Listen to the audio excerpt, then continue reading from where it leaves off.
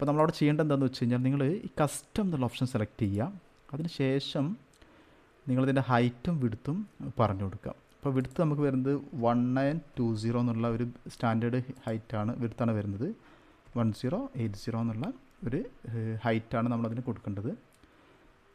പിന്നെ ഇനി നമ്മൾ നെക്സ്റ്റ് നോക്കേണ്ടത് ഇതിൻ്റെ ബാക്ക്ഗ്രൗണ്ടിൽ നമുക്ക് ഇപ്പോൾ നമ്മൾ കമ്പനിക്ക് എന്തെങ്കിലും സ്പെസിഫിക് തീം ഉണ്ടെന്നുണ്ടെങ്കിൽ, അല്ലെങ്കിൽ എന്തെങ്കിലും ഒരു പർട്ടിക്കുലർ തീം നിങ്ങൾക്ക് ചെയ്യണമെന്നുണ്ടെങ്കിൽ എന്ത് ചെയ്യാം, ഇവിടെ നിങ്ങൾക്ക് ഇതിൻ്റെ ക്യാൻവാസ് ബാക്ക്ഗ്രൗണ്ട് എന്നുള്ള ഓപ്ഷൻ അത് പോയി കഴിഞ്ഞാൽ ഞാനിവിടെ ചെയ്തിട്ടുള്ള ഓൾറെഡി ചെയ്തിട്ടുള്ള ഈ ഒരു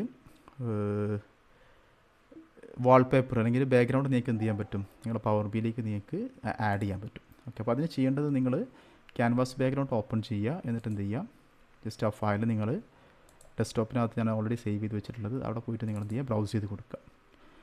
ബ്രൗസ് ചെയ്ത് കൊടുത്താൽ ഇനീഷ്യലി ഇവിടെ കാണില്ല. അതിൻ്റെ കാരണം എന്താണെന്ന് വെച്ച് കഴിഞ്ഞാൽ നമുക്ക് എന്ത് ചെയ്യാം, ഇതിൻ്റെ ട്രാൻസ്പെറൻസി കുറച്ച് കൊടുത്തു കഴിഞ്ഞാൽ നിങ്ങൾക്ക് അതിൻ്റെ വാല്യൂ അവിടെ കറക്റ്റ് കാണുള്ളൂ. ഇനി നിങ്ങൾ എന്ത് ചെയ്യുക, ഇതിൻ്റെ ഓപ്ഷൻസ് മാറ്റി കൊടുക്കുക. ഇമേജ് ഫിറ്റ് എന്നുള്ള ഓപ്ഷൻ മാറ്റി കൊടുത്ത് സ്ട്രെച്ച് ആയി കൊടുത്തു കഴിഞ്ഞാൽ, അല്ലെങ്കിൽ ഫിറ്റ് കൊടുത്തു കഴിഞ്ഞാലോ, ഇപ്പോൾ എനിക്ക് തോന്നുന്നു സ്ട്രെച്ചാണ് കുറച്ച് ബെറ്റർ. അപ്പോൾ സ്ട്രെച്ച് കൊടുത്താൽ മതി. നോർമലി അത് ഫിറ്റാണ് വരിക, പക്ഷേ ഇത് നമ്മൾ ഡയമെൻഷൻ കറക്റ്റ് വാൾപേപ്പർ ക്രിയേറ്റ് ചെയ്യാത്തതുകൊണ്ടാണത് വരാത്തത്.